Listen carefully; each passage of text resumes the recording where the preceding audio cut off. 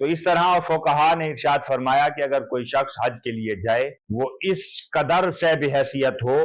کہ اس کے جانے سے لے کر اس کے حج کرنے کے بعد واپس اپنے وطن آنے تک اس کے بچوں کے پاس اتنا خرچہ موجود ہو کہ وہ فاقہ نہ ہو، بھوکے نہ مریں، اور اتنا ان کے پاس مال و دولت ہو، تو اس شخص پر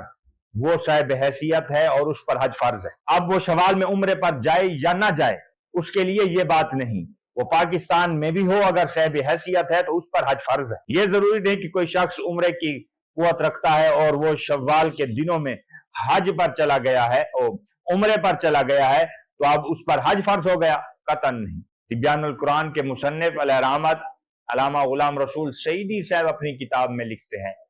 وہ فرماتے ہیں کہ نہیں، جو شخص بھی اس بات کا اظہار کرتا ہے کہ شوال کے ایام میں عمرہ کرنا یہ حج فرض کر دینے کے